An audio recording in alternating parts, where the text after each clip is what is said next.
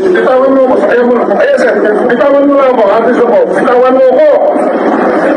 You have the right to remain silent. Everything you say can and will be used against you in the court of law. You have the right for an attorney. If you cannot afford an attorney will be reported to you. Do you understand this, right? Yes, sir. You are under arrest for obstruction of justice 829, sir. Let's go.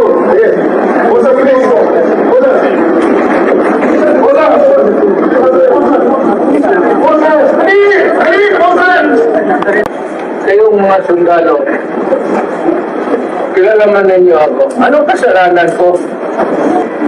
Kayong mga Pilipino, mga sundalo, anong ginawa ko? Ang sabi ko, ang abogado ko, ang anak ko na babae.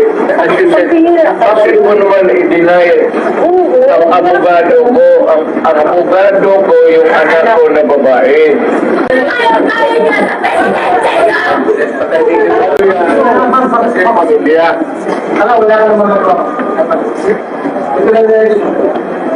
Tanungin ko kayo.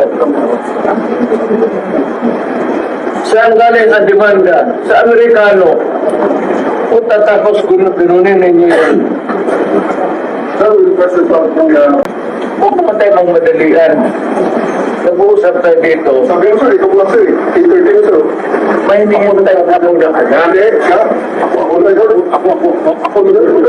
Ako ang humingi ng sir. Ang anak ko pupunta dito. Hindi tarating yan. Kasi hindi mangyayari. Bigyan mo ng pagkakataon. Ayaw na mangyayari. Magdadali ng sabi. Ayaw niyang makasok. Ayaw na mapasugin. Grabe, deprivation naman, abuso naman yan. Hayaan mo lang makita nila ang tao nila. 80 anyo.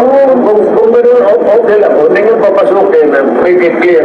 Yes, sir. Hindi papasugin, sir. Hindi ninyo, ikaw, Yes, sir. hindi mo Upon my orders. hindi mo pinapasok. Yes, sir. Upon my orders, sir. Ang sabi ko, ang abogado ko, ang anak ko na babae.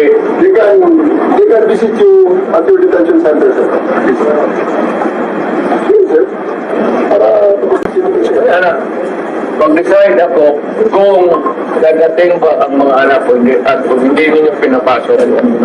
Papasukin mo na lang yung anak. Mahawa ka na lang para na makapasok Kasi na. yung anak, sir, matapos ito, sir. hindi mo natapos ito, sir, pag hindi kayo sumunod. And allow me to consult my lawyer who is my daughter. Bakit ako sila ko? Bakit sila ko dito? Sa inyo, hindi ko lang ako dito.